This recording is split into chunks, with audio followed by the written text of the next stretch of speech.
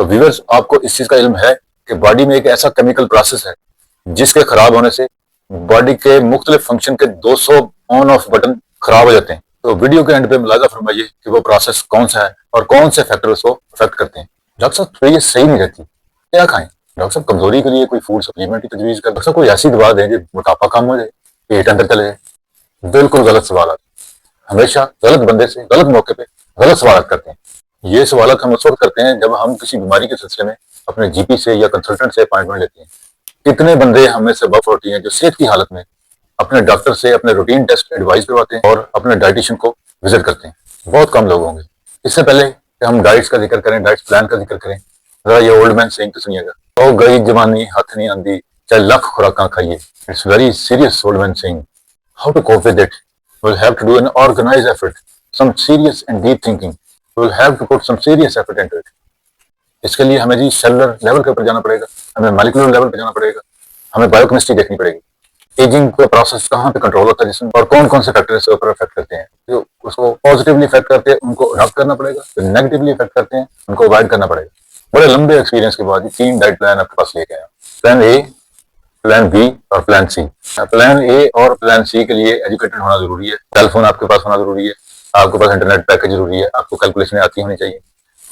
जबकि plan B बिल्कुल सादा है, इसके लिए किसी एजुकेशन की जरूरत नहीं, किसी सेलफोन की जरूरत नहीं, किसी इंटरनेट पैकेज की जरूरत नहीं। ये बहुत ही सादा है, इसको जरूर देखिए। पेशेंट की कमिटमेंट चेक करने के लिए रियल टाइम में इन चीजों को इम्प्लीमेंट कर सका कि नहीं, इन प्लान के ऊपर अमल कर सका कि नहीं। मैं अपने पेशेंट को 5 चीजें पहले विजिट में मना कर देता हूँ। वो 5 चीजें कौन सी हैं? Number 1 sugar, number 2 potato, number 3 rice, number 4 sweets and bakers के प्रोडक्ट्स और नंबर 5 कोल्ड ड्रिंक्स। ये चीजें छोड़ के एक हफ्ते बाद जब पेशेंट आता है वो कहता है डॉक्टर साहब मेरी जिंदगी बदल गई, मेरी वो सुस्ती, काहली, मेरी ब्रेन फॉग, मेरे जिस्म में दर्दें, मेरा डिप्रेशन इवन इससे कंट्रोल हो गया, मेरा वेट एक जगह पे रुक गया। जी तो व्यूअर्स, डाइट प्लान से पहले एक चीज डिसाइड कर लें कि आपने जुबान के चस्के लेने हैं या जिंदगी का हाथ उठाना है। जी तो प्लान 1 के लिए कुछ हमें मेजरमेंट करनी पड़नी है, कुछ कैलकुलेशन करनी पड़नी है।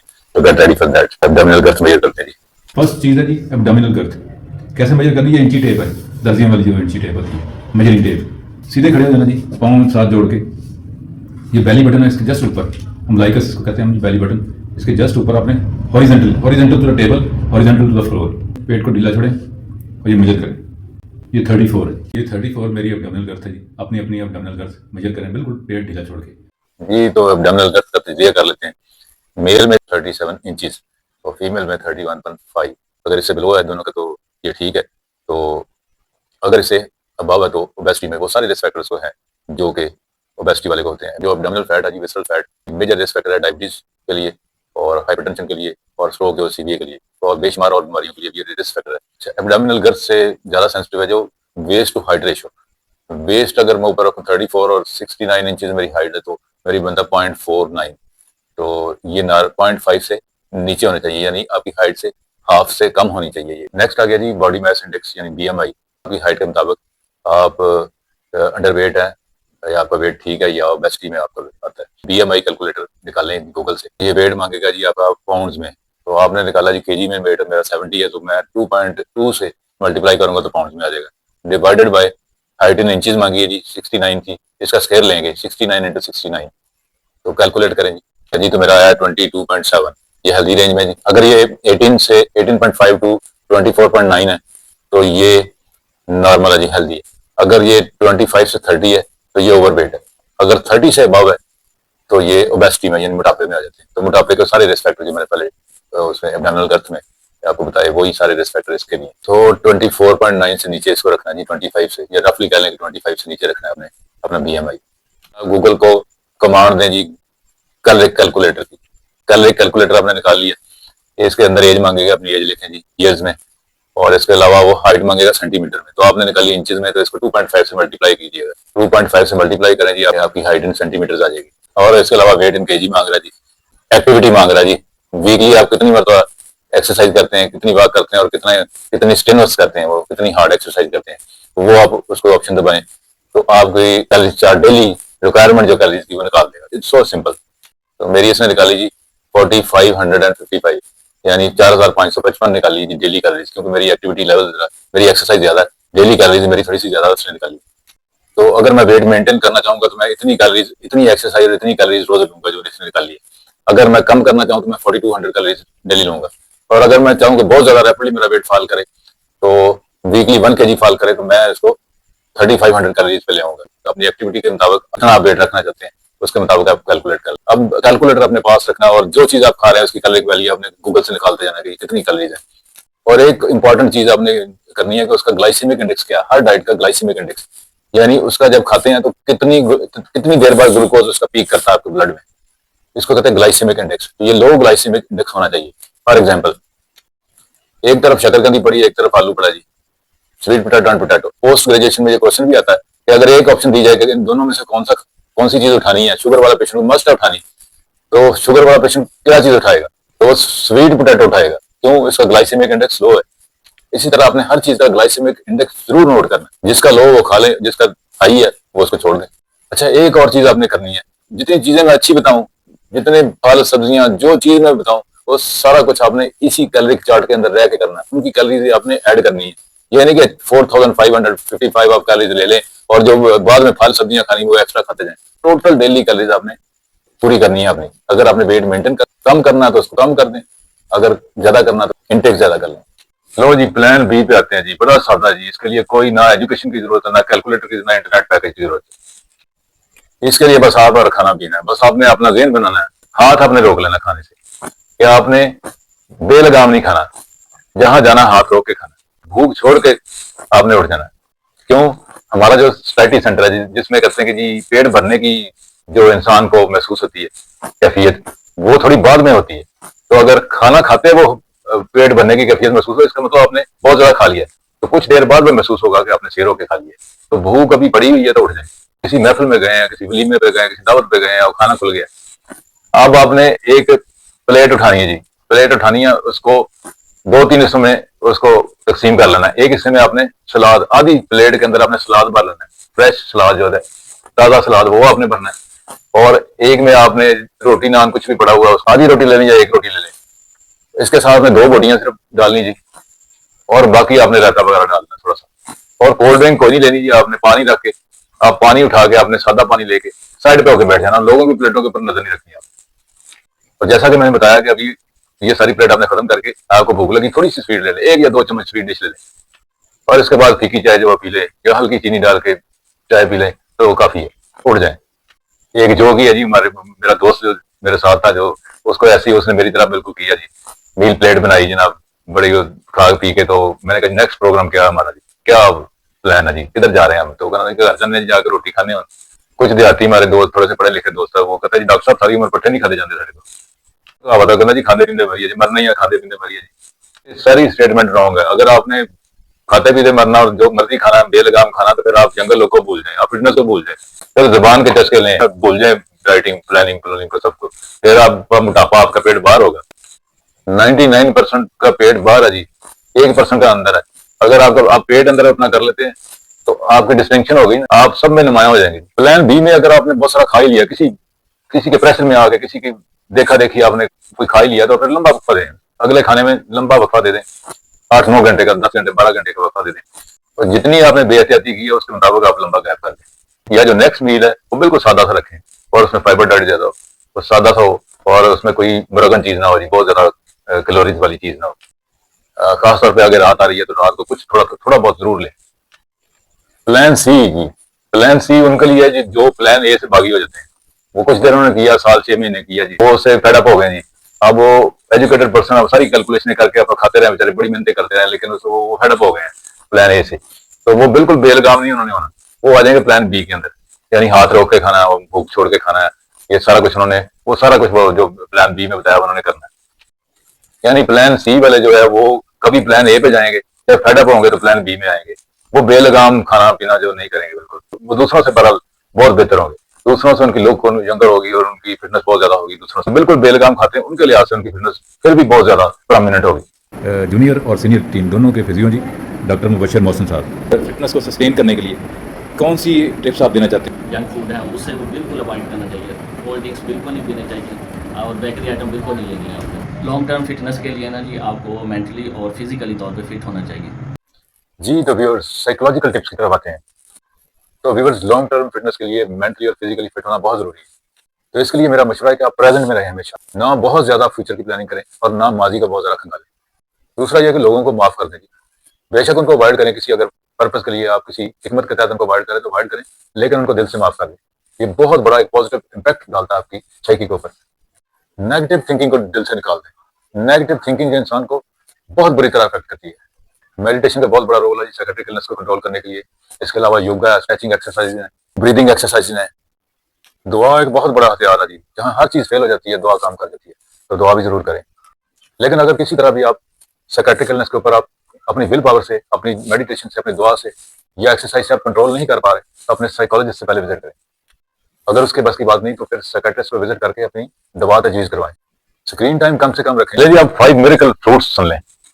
इनमें टॉप मोस्ट जो नंबर 1 है वो बेरीज है। इनमें खासतौर पर जो ब्लूबेरी है, एंथ्रोसायनिन, फ्लेवोनॉइड्स, पॉलीफिनोल्स, शुमार इसके अंदर एंटीऑक्सीडेंट्स हैं। इसके अलावा vitamin C, vitamin E, vitamin A और बी सीरीज के विटामिन।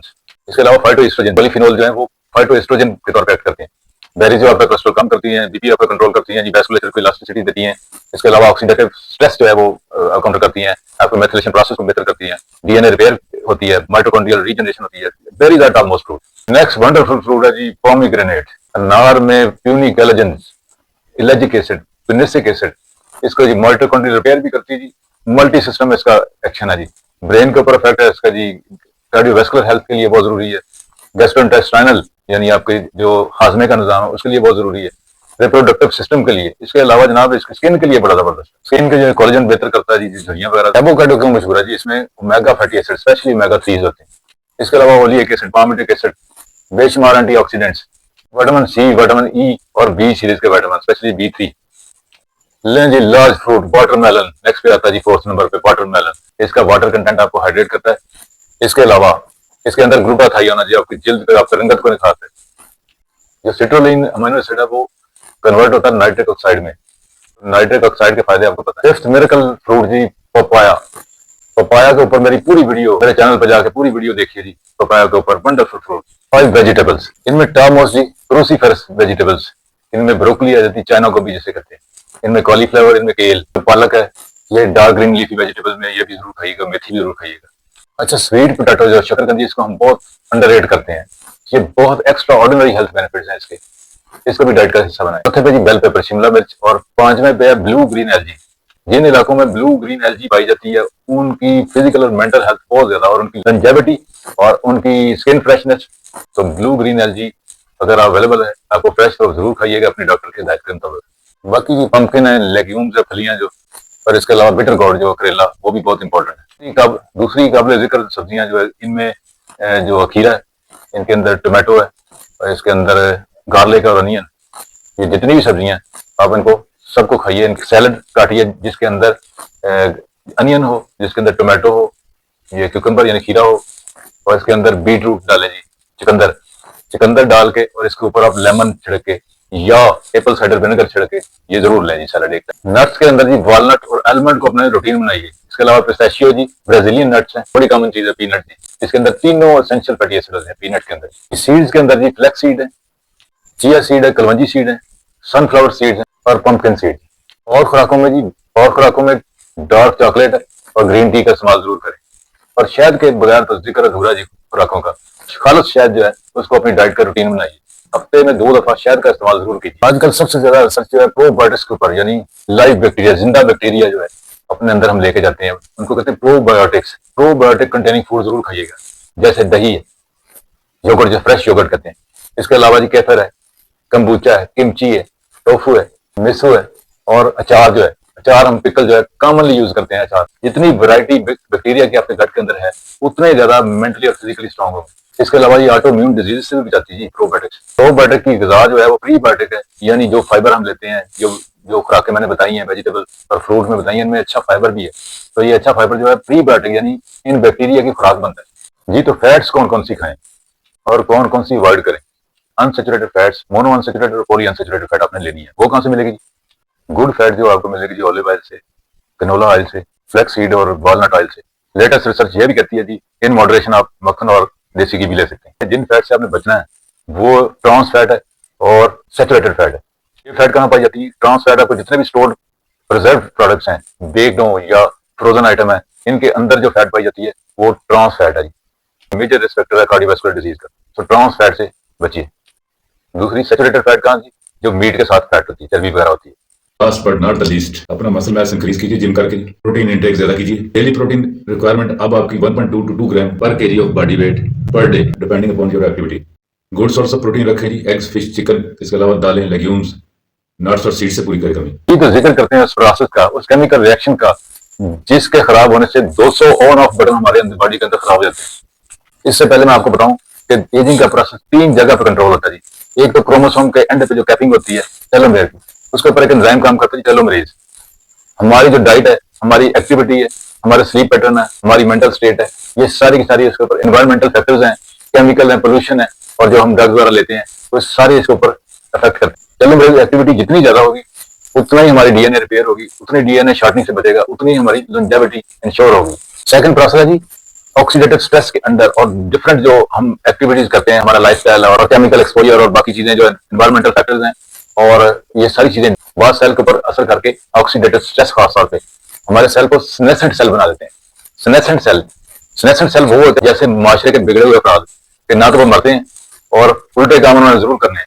तो ये सेनेसेंट सेल जो है ये ऐसे ही है, ये they are resistant to death, तो मरते भी नहीं, और केमिकल वो बैड केमिकल निकालते हैं और दूसरे सेल्स को खराब करते हैं। तो सेल अगर हमारी इम्यूनिटी सही नहीं है तो इन सेनेसेंट सेल को बाहर नहीं निकाल सकती। तो जगह जगह ये नीम मुर्दा सेल जो है सेनेसेंट सेल हमारी बॉडी में जमा होने शुरू हो जाते हैं, और इनको रिमूव करने वाली हमारी ताकत नहीं, इम्यूनिटी नहीं, हमारी खुराकें नहीं, हमारे लाइफस्टाइल बेहतर नहीं है। तो ये सेनेसेंट सेल जमा होने की वजह से हमारी एजिंग प्रोसेस जो है रैपिड हो जाता है। थर्ड पे आ जाता है जी मैजिकल रिएक्शन। मैंने पहले बताया था कि 200 ऑन ऑफ बटन से खराब हो जाते हैं, वो है मेथिलेशन का प्रोसेस। बॉडी का एक निजाम है जी, जितने भी बायोएक्टिव मॉलिक्यूल्स हैं बॉडी में, उनको उनकी एक्टिविटी, उनको बायोएक्टिव बनाने में मेथिलेशन का बहुत रोल है। यानी CH3 एक ग्रुप ऐड कर दिया जाता है बॉडी की तरफ से, उसको ट्रिगर करने के लिए, उसका फंक्शन ट्रिगर ऑन करने के लिए, जीन को ऑन ऑफ करने के लिए मेथिलेशन जरूरी है। 200 फंक्शन बॉडी में ऐसे हैं जिनके अंदर मेथिलेशन का प्रोसेस काम करता है, तो वो काम करते हैं, अदरवाइज वो प्रोसेस बिल्कुल स्लो पड़ जाते हैं, तो हमारी बॉडी जो है वो बेकार हो जाती है, डिजीज हो जाती है, वो उतनी एक्टिव नहीं रहती।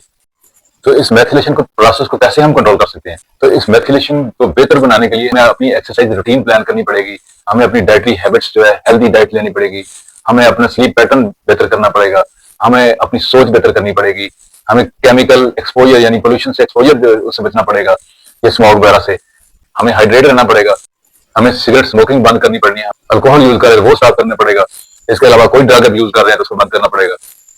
तो ये है जी मेथिलेशन का प्रोसेस, मैजिकल प्रोसेस, जिससे हमारे सारे ऑन ऑफ बटन जो है करेक्ट हो जाएंगे और हमारी बॉडी जो है फिट फाट हो जाएगी, हमारी लुक यंगर होगी, हमारी एक्टिविटी जो है यूज जैसी होगी, और हमारी जो लॉन्जेविटी है वो भी इंश्योर होगी। जी तो व्यूअर्स, आपको वीडियो अच्छी लगी तो इसको लाइक कर दें, बेल आइकन के ऊपर क्लिक कर दें और ऑल का बटन प्रेस कर दें, ताकि आइंदा जितनी भी वीडियो उनका नोटिफिकेशन आपको बर वक्त मिल सके। मुफादे अमा में बनाई गई ये पब्लिक इंडस्ट्री वीडियो जी प्राइमरी प्रिवेंशन ऑफ डिजीज को डील करती है, इसलिए ज्यादा से ज्यादा अपने प्यारों में शेयर करें। अल्लाह ताला हमें हर बीमारी, हर बड़ी आफत, हर बड़ी आजमाइश से बचाए। टेक केयर, अल्लाह हाफिज।